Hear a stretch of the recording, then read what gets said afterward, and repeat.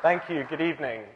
It's such an honor to be here. I'm a serious fan of TED, so to be up here on stage rather than watching these videos is a real honor.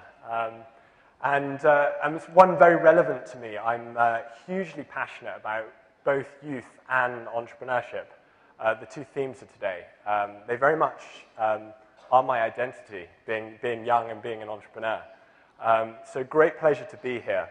Now let me start by sharing with you my journey as an entrepreneur. You might not believe me when I say that it actually started 23 years ago by looking at me. I don't think so. So at the age of 4, I was growing up in Herefordshire, beautiful countryside in England, and in my garden we had apple trees. We were growing trees, grew apples, etc., nothing special. But I realized one day when my mother took me to the supermarket, my mum paid for apples, yet they grew on the tree.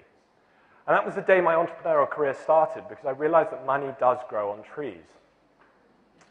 I got a wheelbarrow and I picked some apples, and at 4 years old I would sell them to innocent passerbyers who couldn't resist this 4-year-old cute little kid with overinflated apples, overinflated prices for apples.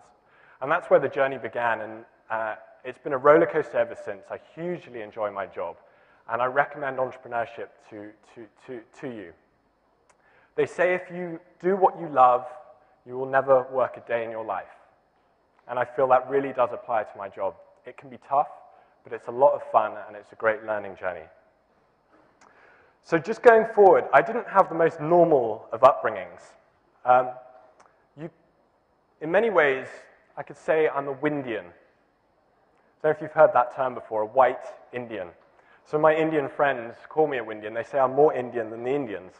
I'm not sure quite what they mean, but from the age of 9, my father took me to India to visit Baba Amte in Anandvan, the world's largest leprosarium. And my father was Baba Amte's longest-running international supporter since they met in 1963. And Baba was kind of like a grandfather to me. He's shaped a lot of my thinking growing up. Hugely powerful figure with great ideas and great values. Gave me a real perspective on what is success in life. And the reason I'm sharing this with you is something that Baba always said to me growing up, was, Lucian, look to youth. The solution to the world's problems, he always said, is in the hands of the young, in the youth. And therefore I feel it's serendipity today that I'm stood in front of you in India, at TEDx India, TEDx Youth. It's something I'm really passionate about. So what I want to talk to you about today is talent. More specifically, the need and application of talent in the world. And if I can start by making 3 observations on talent. The first observation is talent is the most untapped resource on the planet. Untapped. The second is talent is the most badly allocated resource in the world, most inefficiently allocated. And the third, despite all this, talent is the resource in the highest demand in the world, ahead of natural resources like water, food, energy, etc. Because with talent and the right allocation of talent, we solve those problems.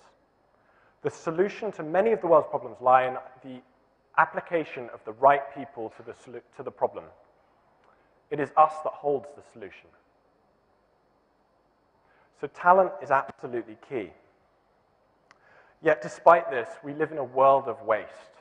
We waste so many resources, so many of our natural resources. We waste our energy, we waste our food, we waste our water, etc. And talent is no different. We waste the majority of the world's talent.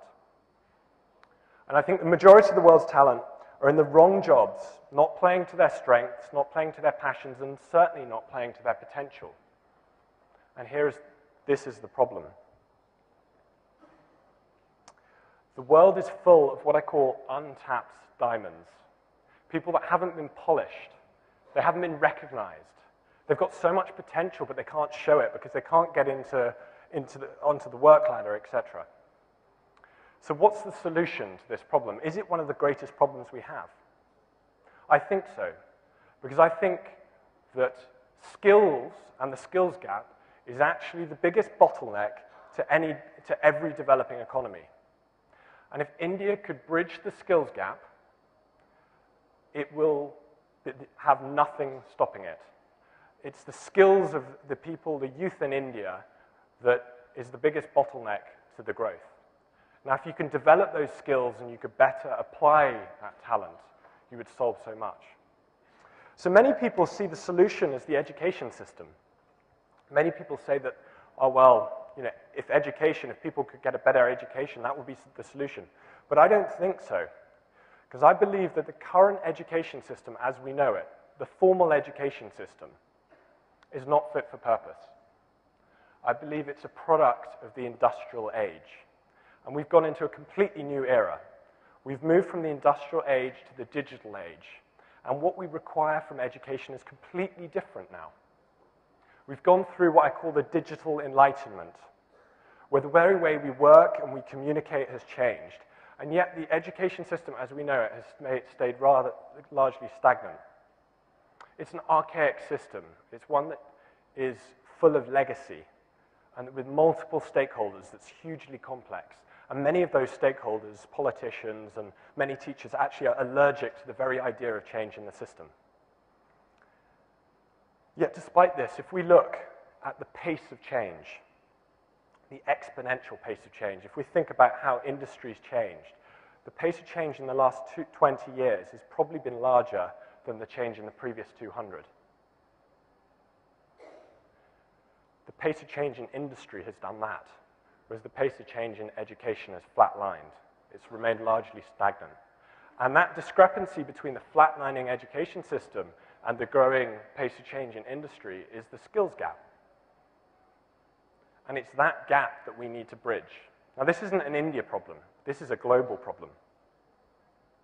But India can use this as an advantage. I look at India's example of how it leapfrogged telecoms, and it went straight to mobile phones, missing out landline telephones. But it can do a similar thing with education. It can leapfrog the system, rather than relying on bricks and mortar schools and colleges, which India's always going to be chasing its tail to build. It can actually create a digital solution. So there's a further problem. The world is far from a meritocracy. The filter on which companies recruit and select people is broken.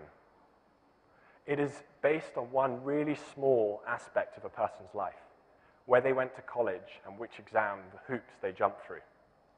It doesn't say how good someone is, doesn't say how talented they necessarily are, it certainly doesn't say how good they're going to be at the job.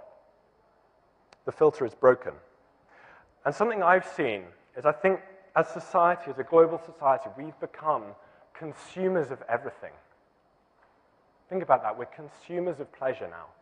We're consumers of our partners. I'm sad to say that the average washing machine lasts longer than the average UK marriage. We're also, as a young generation, we're consumers of the job. Think about it. We move jobs much faster. We're loyal to our skill, not our employer. And on the flip side, the same is applying to employers. Employers are consumers of talent. And they're consumers, in the same way as they're consumers of talent, they're going by labels. They're paying premiums for labels. And those labels in the education system are the institutions. They're like fashion labels, the IITs, IIMs, Harvards, etc. You pay a premium for them. And IIMs are to talent what Louis Vuitton is to fashion.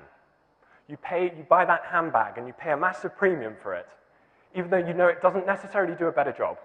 But you pay a premium for it because it's a brand. I think that's going on with HR today, and that has to change because we're not creating a meritocracy. There's a bigger problem, I think, that the whole system, the education system, the political system, and the private sector are all aligned to get the smartest people in the world to make the rich richer. This is a problem. We need to look at how we can get the smartest people to solve